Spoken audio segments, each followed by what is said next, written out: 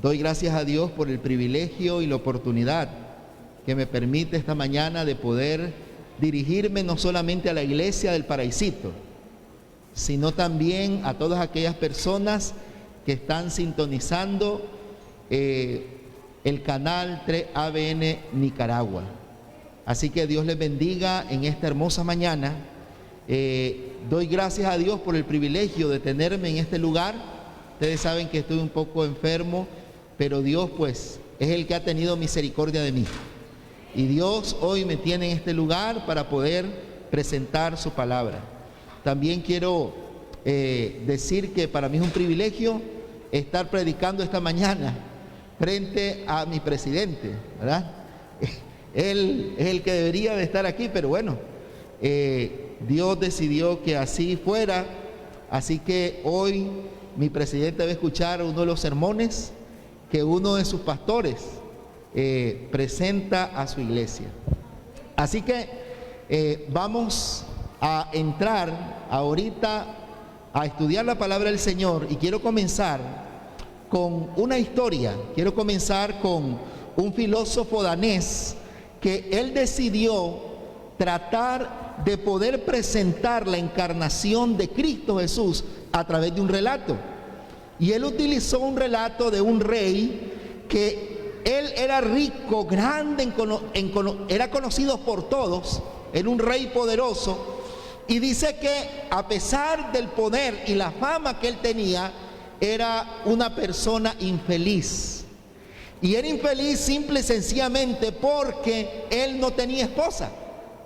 Así que su casa, su gran palacio estaba totalmente vacío. Él se sentía solo.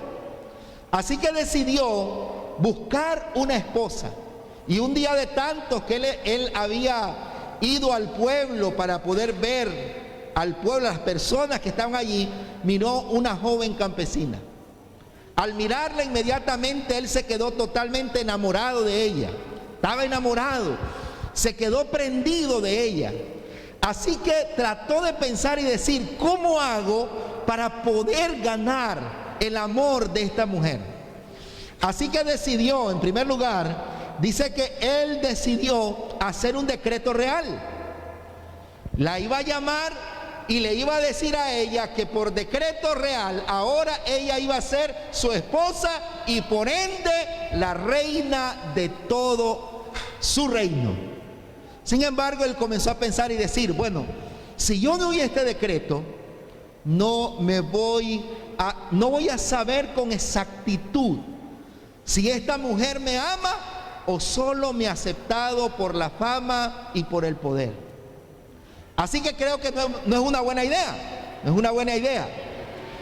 Así que entonces comenzó a ingeniar otra manera, y otra de las tantas que surgió, entonces fue y dice, bueno, voy a hacer una cosa, voy a vestirme con toda mi gala, voy a poner mi corona, voy a presentarme como lo que yo soy, como el rey, con mi espada y todo, y me voy a presentar a esa mujer, y entonces ahora le voy a decir que sea mi esposa. Pero él comenzó a reflexionar y a decir, dice, el problema es que si yo hago eso, no voy a saber si ella me está aceptando a mí por amor o por el poder, o sea, por lo que yo soy, por mis riquezas. Así que tampoco digo, bueno, creo que esta no es una buena idea. Así que comenzó a pensar un poco más, y entonces dice, ya sé lo que voy a hacer, me voy a disfrazar de campesino y voy a ir donde ella. Pero esa duplicidad tampoco le gustó. Así que digo, tampoco, no me gusta, sería un engaño. Y entonces comenzó a pensar una vez más, y al fin entonces encontró la forma cómo llegar a esa mujer. Y entonces dijo, lo que voy a hacer es que me voy a quitar mis ropas reales. Voy a ir a ese pueblo, voy a vivir como un campesino, voy a vestir como campesino, voy a trabajar como campesino, voy a estar con la gente como campesino, voy a estar con ella, cerca de ella, tratando de ayudarle, haciendo todo como un campesino. Y creo que después de eso voy a tratar de ganar su amor. Y una vez que gane su amor, entonces ahora sí me voy a casar con ella. Y exactamente eso fue lo que hizo. Él bajó al pueblo, vivió como campesino, trabajó como campesino, comió como campesino, hizo todo lo que tenía que hacer como un campesino, enamoró a la mujer como un campesino y al final se ganó a su esposa. Eso exactamente fue lo que Dios hizo. Eso exactamente fue lo que Dios realizó por la humanidad. Él se quitó sus ropas, ¿qué? Reales. Él se quitó su ropa, Él se quitó su vestidura real y vino a esta tierra y vino como que dice la palabra de Dios, como hombre. Él se presentó a este mundo como un hombre. Y a través de esa revelación y a través de esa forma como Dios se presentó, entonces nosotros podemos conocerlo a Él. Una de las intenciones que Dios ha tenido siempre, desde el comienzo de la historia del mundo, desde que Dios creó a Adán y a Eva, era poder darse a conocer, era poder revelarse. Dios tiene diferentes nombres. Ustedes van a ver que en la Biblia nosotros lo vamos a conocer a Dios como el Shaddai, lo vamos a conocer como el Roí, lo vamos a conocer como el León. O sea, Dios tiene diferentes nombres. ¿Por qué razón? Porque no hay un nombre, no existe un nombre que pueda contener lo que Dios es. No existe un nombre que pueda definir a Dios. Por esa razón Dios tiene que tomar nombres diferentes, porque cada nombre presenta una cualidad de Dios, un atributo de Dios, para que nosotros lo podamos conocer. Él se presentó a Abraham como el Shaddai, Él se presentó a Moisés como el gran yo soy. Así se presentó Dios porque Él trataba de darse a conocer a la humanidad. Y esas son las intenciones de Dios, que nosotros lo podamos conocer. Y esta mañana yo quisiera compartir la forma como Dios ha tratado de darse a conocer a la humanidad. Y quiero enfocarme esta mañana en una de las tantas formas como Dios quiere que nosotros le conozcamos. La Biblia, en el libro de Éxodo, vamos a leerlo, el capítulo 25, el versículo número 8. Miren lo que dice la palabra de Dios ahí. Éxodo capítulo 25, versículo número 8. Dice la Biblia, y me harán, ¿qué dice la palabra de Dios? Un santuario. Y entonces dice la palabra de Dios, habitaré en medio de, ¿qué dice la Biblia? De ellos. Era para que Israel pudiese conocer al Dios que ellos tenían. Por 400 años habían estado en Egipto. Por 400 años estaban ellos relacionados con imágenes, estaban relacionados con una adoración pagana. Y ahora Dios quería que el pueblo pudiese conocerlo. Y entonces le dice, van a elegir un santuario. Van a levantar un santuario porque yo quiero habitar en medio de ustedes. Y ese santuario que fue levantado, dice Éxodo 25, 17. Vamos a leerlo. Dice que ese santuario allí habría un propiciatorio de oro fino, cuya longitud sería de 2 codos y medio y su anchura de codo y medio. Versículo número 21. Ese propiciatorio, dice la Biblia, se pondría encima del arca del pacto. Y esa arca, dice, en esa arca se pondría el testimonio que Dios le iba a dar a Moisés. Y allí, en ese lugar, dice la Biblia, me manifestaré a ti. Hablaré contigo desde encima del propiciatorio, de entre los querubines que están sobre el arca del testimonio, todo lo que yo te mande para los hijos de Israel. En otras palabras, la Biblia dice que Dios estaba allí en ese lugar. Dios se revelaba en ese lugar. La Biblia dice allí mismo, en el libro de Éxodo siempre, el capítulo número 40 y el versículo número 34, que cuando ese santuario fue levantado, Cuando ese santuario fue erigido, entonces dice el versículo 34, entonces una nube cubrió el tabernáculo de reunión y la gloria de Jehová, ¿qué dice la Biblia? Llenó el tabernáculo. En otras palabras, en ese lugar se revelaba, ¿qué cosa se revelaba? La gloria de ¿quién? De Dios. Allí se revelaba la gloria de Dios. Allí el pueblo de Israel miraba la gloria de Dios. Allí el pueblo de Israel miraba la manifestación de aquel Dios que lo había liberado de Egipto. Pero ahora, miren algo muy interesante. ¿Qué es la gloria de Dios? Cuando dice la Biblia que allí en ese lugar se manifestaba su gloria, la pregunta es, ¿qué es la gloria de Dios? Y en el capítulo 33 del libro de Éxodo, vengan conmigo al 33 del libro de Éxodo, el versículo número 18, dice que Moisés le dijo, te ruego que me muestres, ¿qué cosa? Tu gloria. Muéstrame tu gloria, Señor. Y dice el versículo número 34, capítulo 34, el versículo 6 y 6 al 9, dice la palabra de Dios, dice la Biblia, 34, 6, dice así, ¿lo tienen? Jehová pasó por delante de él y exclamó, Jehová, Jehová, Dios, ¿cómo dice la Biblia?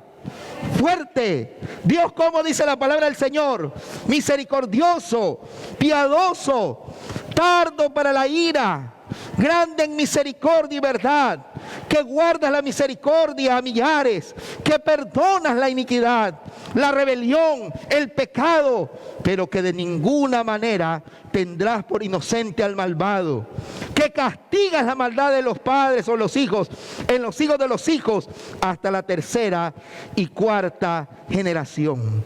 La Biblia dice que lo que Dios a Moisés se le reveló, cuando Moisés le preguntó, déjame ver tu gloria, lo que se le reveló fue el carácter de ¿quién? De Dios. Un Dios, como dice la Biblia, fuerte. Un Dios, como dice la Biblia, misericordioso. Un Dios piadoso. Un Dios tardo para la ira. Un Dios grande en misericordia y verdad.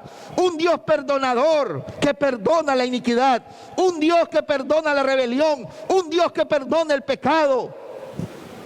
Un Dios que no tiene por inocente al malvado, pero sí que está dispuesto a perdonar. Allí en el santuario, allí, en ese lugar donde Dios se manifestaba, allí se revelaba su gloria. Allí se revelaba su carácter. Allí se revelaba la intención que Dios tiene para salvar a la humanidad. Allí se revelaba la intención tiene para rescatar al pecador. Ustedes van a ver ahí en el altar del sacrificio, en ese altar, ustedes van a ver allí en ese lugar cuando el cordero era degollado. Ese cordero tomaba el lugar de ¿quién? Del pecador. Ese cordero tomaba el lugar de aquella persona que había cometido la falta. Allí, en ese lugar, se mira cómo Dios se pone en lugar del pecador, cómo Él llevó nuestras iniquidades, cómo Él llevó nuestros pecados, cómo Él llevó nuestras enfermedades. Allí vemos la misericordia de ¿quién? De Dios. En la fuente. Ahí vemos también la intención que Dios tiene de purificar y de lavar al ser humano. Ahí vemos la intención que Dios tiene de limpiarnos de todas nuestras inmundicias. Ahí, en la mesa de los panes, vemos a un Dios que provee para el cristiano el alimento espiritual para que él pueda crecer. No solamente el alimento espiritual, sino también el alimento material. Allí lo vemos, allí en ese lugar, en el santuario, allí está. Se revela la gloria, el amor, la misericordia de Dios. Vemos a un Dios que también provee luz para los cristianos a través del candelabro. Ese candelabro que también es una representación de su Santo Espíritu. Allí en ese lugar también se revela lo que Dios le dijo a los apóstoles: no os dejaré huérfanos. sino que enviaré, ¿qué dice la Biblia? Al Consolador que esté con vosotros. Ese que los va a ayudar en los momentos de tristeza. Ese que les va a ayudar en los momentos de dolor. Ese que los va a ayudar en los momentos difíciles que ustedes tengan que enfrentar. Ese que va a estar a la par de ustedes para sostenerlos. Ese que va a estar allí para que ustedes no flaqueen, para que ustedes sigan adelante. Él nos da ese consolador. Y allí en el santuario era una evidencia de la presencia del Espíritu Santo. Ese candelabro, ese altar de incienso que representa la obra intercesora de Jesús en favor del pecador. La Biblia dice que ese altar representaba ¿qué cosa? Ese lugar donde usted y yo podemos acercarnos a Dios con toda confianza. Miren lo que dice el libro de Hebreos. Quiero que ustedes vayan conmigo al libro de Hebreos, capítulo número 4, versículo número 14.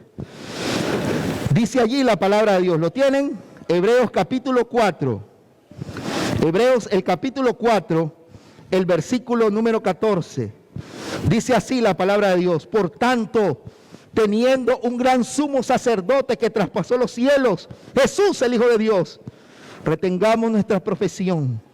No tenemos un sumo sacerdote que no pueda compadecerse de nuestras debilidades, sino uno que fue tentado en todo según nuestra semejanza, pero sin pecado. Teniendo a ese sumo sacerdote, teniendo a ese que intercede por nosotros, podemos acercarnos a Dios. ¿Qué dice la Biblia? Con toda ¿qué? Con toda confianza. Puedes acercarte a Dios, puedes estar cerca de Él. La Biblia dice: acércate. ¿Para qué? Para alcanzar gracia, para el oportuno socorro, para alcanzar misericordia. Mis hermanos, la intención de Dios es salvar al ser humano. La intención de Dios es salvar al pecador.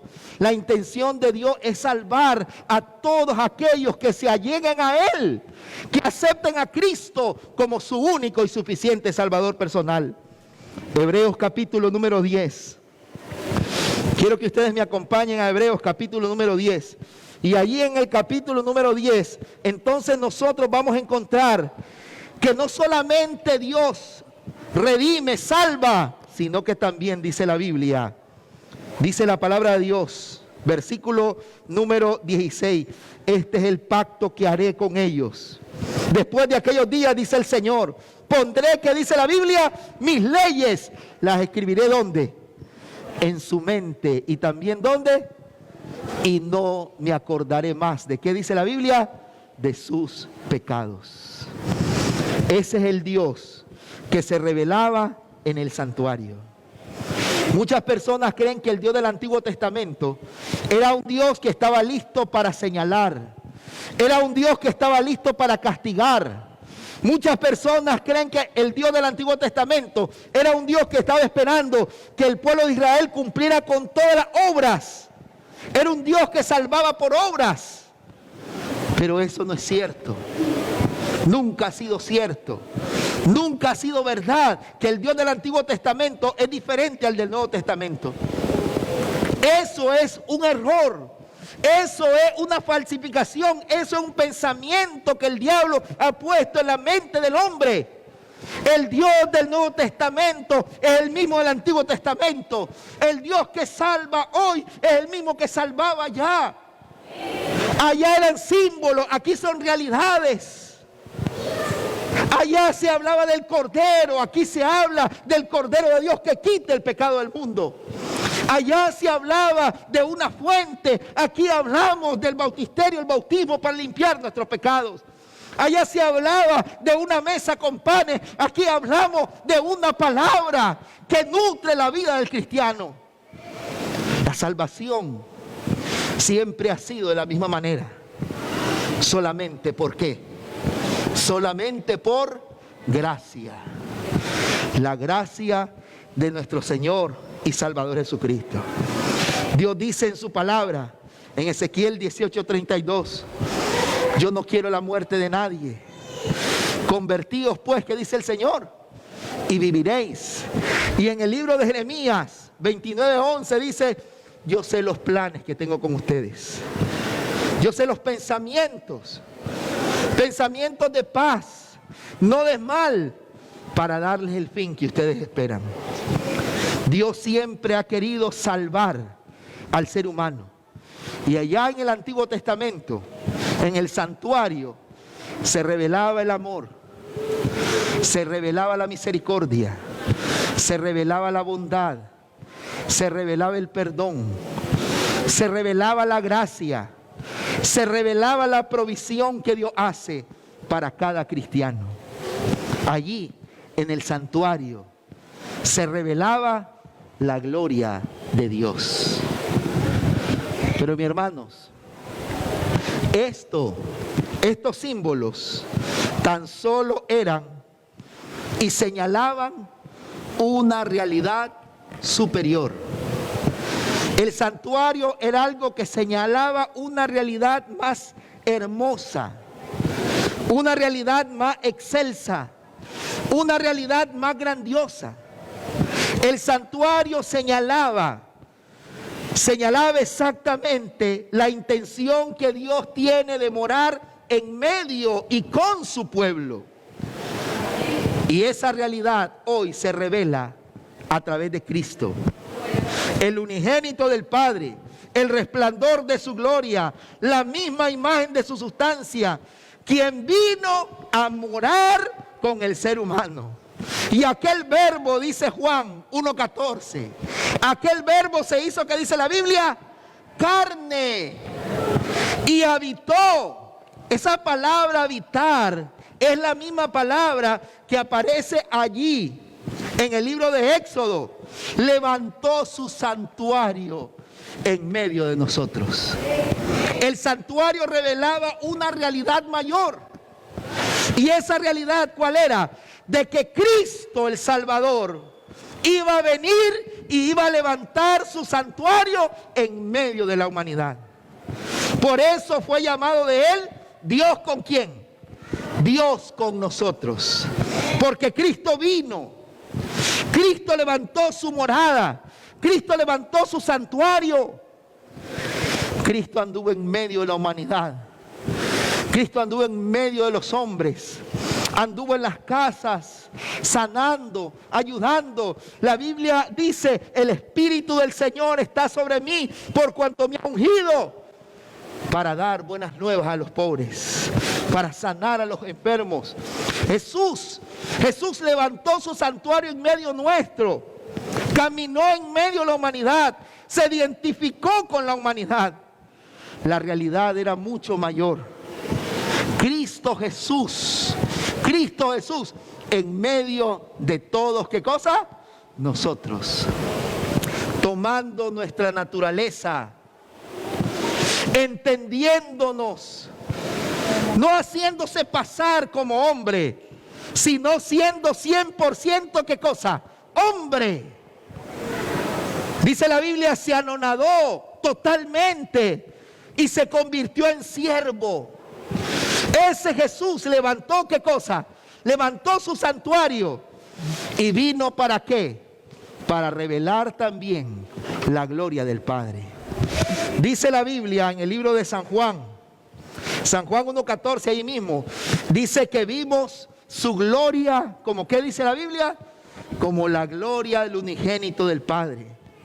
Él vino a revelar al Padre. La palabra de Dios dice, San Juan 1:18, allí mismo. Mira lo que dice la palabra de Dios. ¿Lo tienen? San Juan capítulo 1, versículo 18. A Dios nadie le vio jamás. El unigénito que está en el seno del Padre, ¿qué dice la Biblia? Él, ¿qué dice? Lo ha dado a conocer. Y Lucas capítulo 10, versículo 32, dice la palabra de Dios. ¿Lo tienen? 10:22. ¿Lo tienen? Dice la Biblia: todas las cosas fueron entregadas por mi Padre, y nadie conoce a quién, al Hijo, sino al Padre. Y quien el Padre, y nadie conoce al Padre sino el Hijo, y aquel a quien el Hijo lo quiera dar, ¿a qué? A conocer. Cristo vino a revelar el amor de Dios. Cristo vino a revelar la intención de Dios. Cristo vino a dar a conocer al Padre.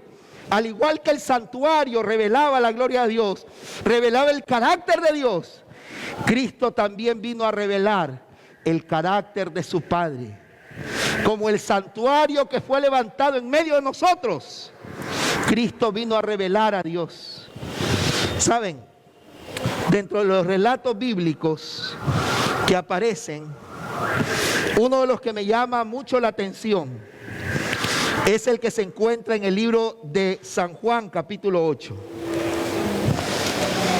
Y ese relato nos muestra cómo Dios trata con el pecador. Y quiero tomarlo como ilustración esta mañana. Cómo Dios trata con el pecador. La Biblia dice que un grupo de hombres, líderes de Israel, vinieron con una mujer que había sido sorprendida, dice la Biblia, en el acto mismo del adulterio. Y la pusieron, dice el versículo, estoy leyendo el versículo número 3, dice, y la pusieron en medio a aquella mujer. Ahí estaba en medio. Interesante. ¿Cómo es la justicia humana? La justicia del ser humano, ¿cómo es? No es tan parcial, tan imparcial como la de Dios. La justicia del ser humano erra. Porque la ley decía que cuando alguien era sorprendido en el acto mismo del adulterio, la ley decía que ambos tenían que ser, ¿qué cosa? Traídos y ser lapidados.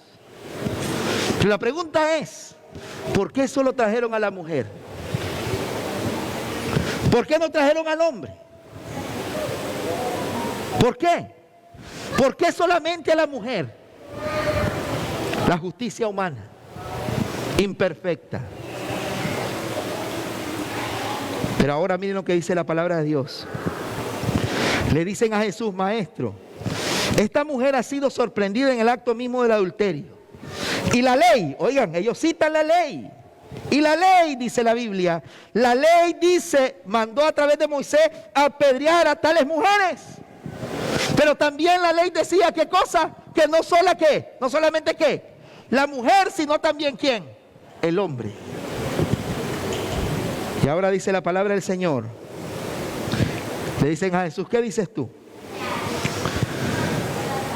Jesús, dice la Biblia, no dijo absolutamente nada, se inclinó hacia el suelo y comenzó a escribir. Y como ellos insistían en preguntarle, entonces él se enderezó y dijo, el que de ustedes no tenga, ¿qué cosa?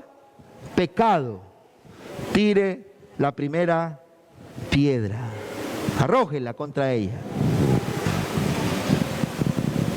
Aquellos hombres intrigados por lo que Jesús estaba escribiendo en el suelo, porque dice la Biblia que Jesús volvió a inclinarse y comenzó a escribir. Intrigados por lo que él estaba escribiendo, se acercaron.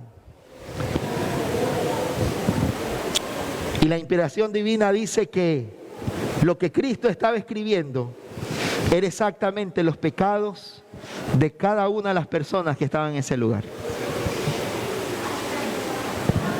Miren cómo es Dios. El hombre trae al pecador y lo expone públicamente. Miren cómo es Dios. El hombre trae al pecador y lo expone. Tomaron a la mujer y le pusieron de una forma como pública. Pero Dios no es así.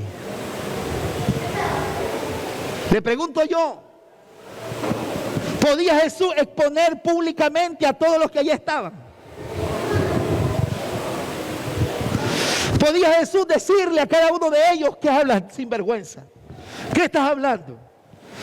Si vos tenés este y este pecado, y vos tenés este y otro pecado, y vos tenés este otro pecado, y todos aquí tienen un pecado, y si quieres se lo señalo a cada uno le señalo su propio pecado. Pero Jesús no lo expuso de una forma como pública. Él se arrodilló, comenzó a ¿qué cosa? Y cada uno el que se acercaba y miraba. Entonces cuando se acercaba Jesús ponía, hermano, tú también te acuerdas que la semana pasada, ¿qué cosa? Cometiste adulterio. Cometiste adulterio. La semana pasada. Y hermano, la palabra de Dios nos dice que en ese momento, dice la Biblia, en ese preciso momento, dice que todos condenados por su conciencia, uno tras otro, ¿qué cosa? Se fueron. Pero ahora, la mujer queda sola y Jesús le pregunta, mujer, miren lo que dice el versículo número 19. Enderezándose Jesús y no viendo a nadie sino a la mujer, dijo, mujer, ¿dónde están los que te acusaban? Y la mujer le dice, ninguno te condenó, le dice. Le dice Jesús. Ella dijo, ninguno, Señor. Ninguno me condenó. Y no la habían condenado porque todos tenían ¿qué cosa? Pecado. Pero el único que podía levantar la piedra y podía tirársela a la mujer, el único que no tenía pecado, dice la palabra de Dios que le dijo, ¿qué cosa? Te condeno. Ni yo te condeno. Vete, que le dice, y no peques más. Esa es la forma como Dios trata con el pecador. Dios no te condena. La Biblia dice, yo no he venido al mundo para condenar al mundo, sino para que el mundo sea salvo a través de Cristo Jesús. Yo he venido a buscar y a salvar, que dice la Biblia, lo que se había perdido. Así trata Dios con el pecador. Dios te ama. Tú eres lo más precioso que Dios tiene en este mundo. Y Dios quiere salvarte. Dios quiere redimirte. Dios quiere que tú puedas ser ciudadano del reino de los cielos. Él ha revelado su carácter. Él te dice, yo no quiero que tú te pierdas. Él te dice, yo no quiero que tú sufras. Él te dice, yo no quiero que tú padezcas. Yo te amo. Yo te amo, dice el Señor. Tú eres lo más precioso que yo tengo.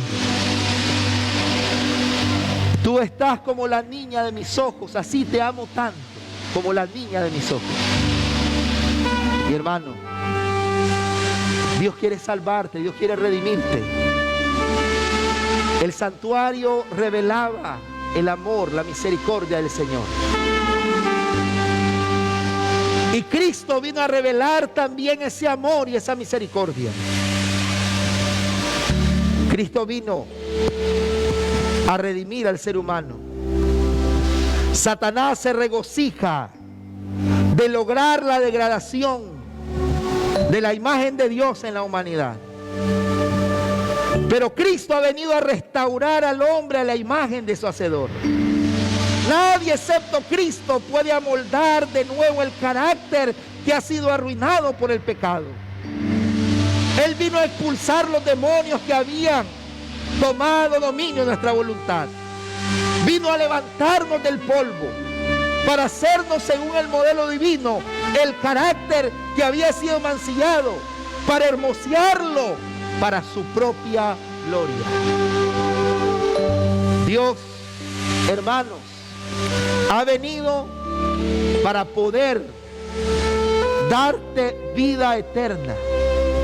Ha venido para que el carácter de Dios se revele a través de ti. Ha venido para prepararte para las mansiones celestiales. Ha venido para que tú seas heredero del reino de los cielos. Y eso Dios lo reveló a través del santuario. Y eso Dios lo reveló a través de Cristo. El amor de Dios se ha manifestado. Dice el Señor, con amor eterno te he amado. Por tanto he prolongado, que dice, mi misericordia. Pero Dios quiere hacer de ti un santuario. Dios quiere morar en ti. Dios quiere que en ti se revele su gloria. Dios quiere que en ti se revele su gracia. Dios quiere que en ti se revele su misericordia. Dios quiere que tú, al igual que Cristo, puedas darle la gloria a Dios. Y Dios te dice, todo aquel que guarda mi palabra, todo aquel que lo obedece, yo vendré a él y haremos, dice la Biblia, ¿qué cosa? Morada en él. A través del Espíritu Santo Dios quiere morar en tu vida. A través del Espíritu Santo Dios quiere que la gloria se revele en ti. La pregunta es, ¿permitirás que Dios levante un santuario en tu vida? ¿Permitirás que Dios restaure tu vida? En esos lugares donde la gente habla por micrófono y trata de exponer todo lo que ellos piensan, se levantó un hombre hablando acerca de que Dios no era real, que Dios no existe, que Dios es una fábula.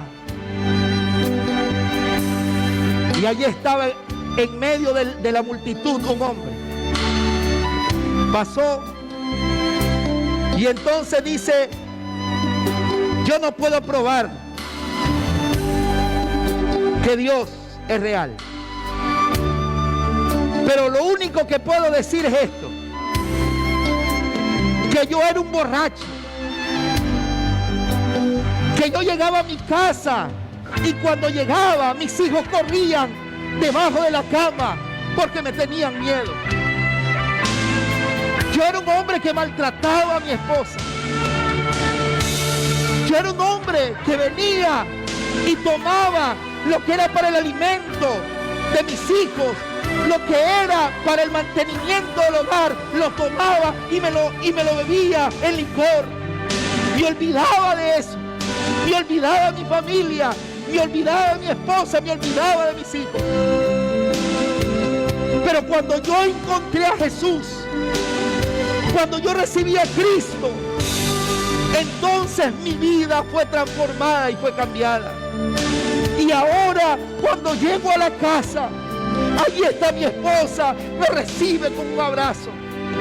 Ahí están mis hijos que salen y me reciben, porque ahora yo soy un padre que ha sido transformado por el poder de Dios. Cristo tiene el poder de cambiar. Cristo tiene el poder de transformar. Pero tan solo si tú se lo permites. No sé, hermano, cuál es tu situación. No sé cuál es tu condición esta mañana. Pero una cosa sí sé, que está Cristo Jesús queriendo habitar en tu vida. Quiere levantar un santuario en ti para que tú reveles su amor, su misericordia y su bondad.